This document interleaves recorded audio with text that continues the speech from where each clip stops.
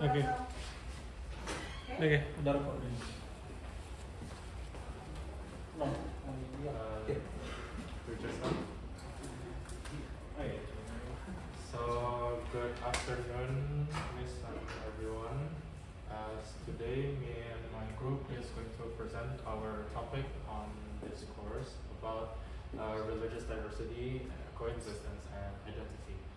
As in Indonesia, despite it being a very religious, more like diverse religious country, it has some struggles as any diverse thing would have. As for example, the minority faith communities regularly face with discrimination and difficulty of building places of worship. For example, like with my religion, Christian, sometimes it can be quite hard, especially in Indonesia being a more Muslim-dominated country, as well as legal vulnerability under the broad blasphemy laws, as the post-Reformation era opened the door to more radical religious influences and indigenous spiritual traditions that remain entirely unprotected under the law.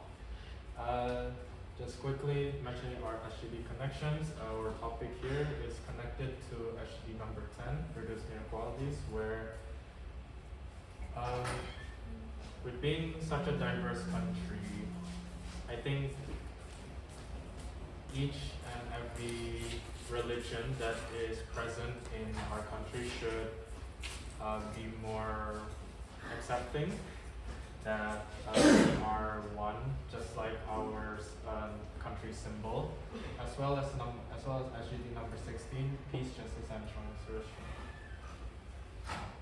Please go down. Okay.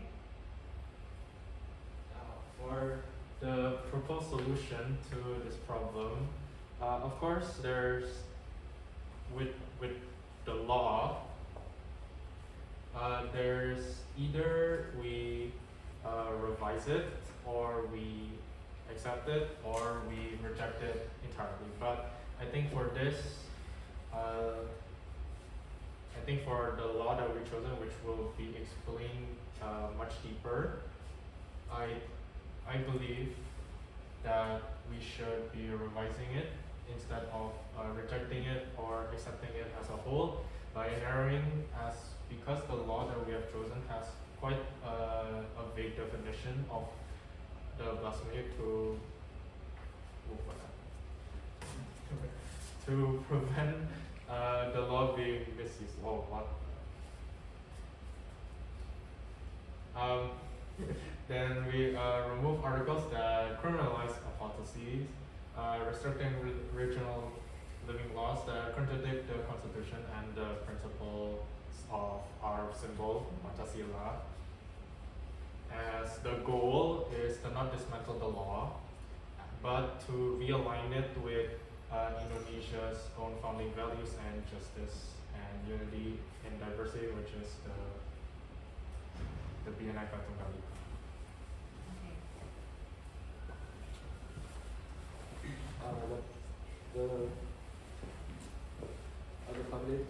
The public police,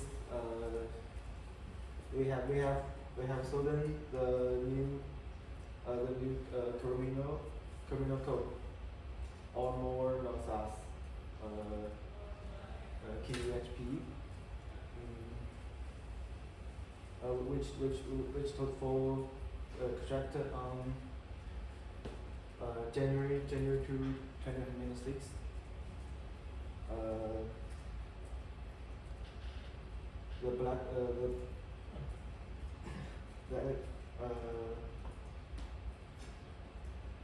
The extent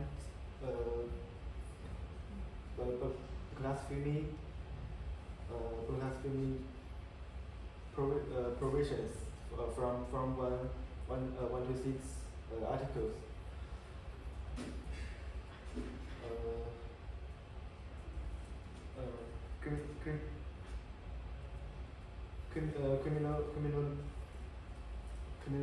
Criminalizes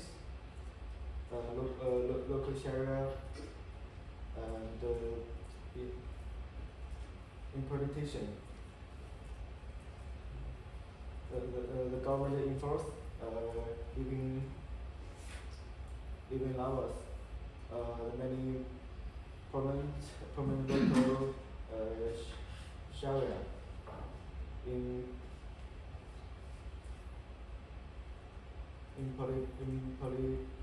implementation.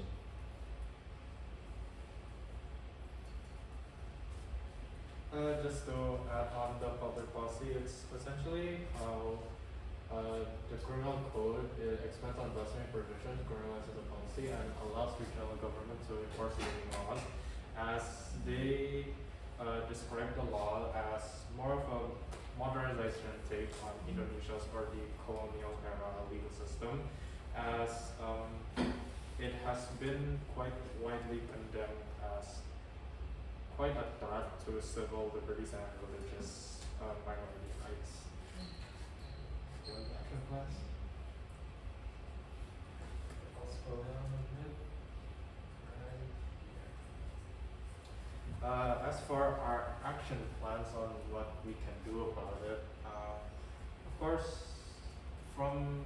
not only from the proposed solution that I've mentioned before, but also to build a coalition of civil society, academics, and push minority groups to push for reform, basically to push themselves out more there from being discriminated, document cases for religious prohibition as evidence. Of course, it's towards the law. Of course, submit legislative proposals to develop more things about the law, and basically also launch a nationwide interfaith awareness campaigns about the discrimination that they've been dealing with. So let's start with the interview summary.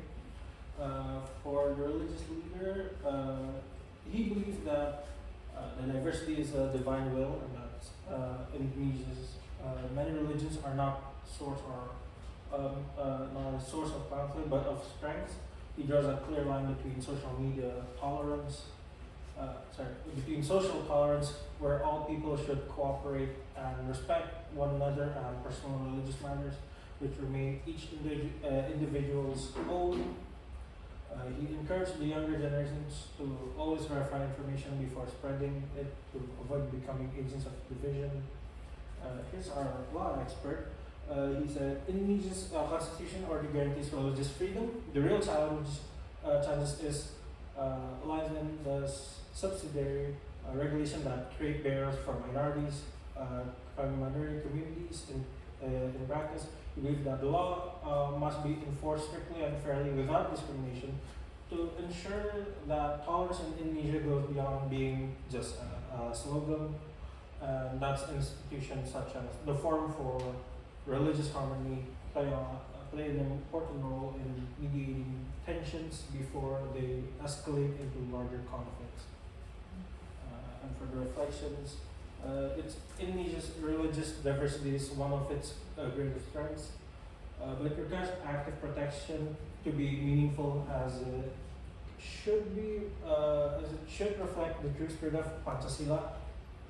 Real change is only possible when both of the law and people are aligned towards the same goal of equality and dignity for all. Thank you.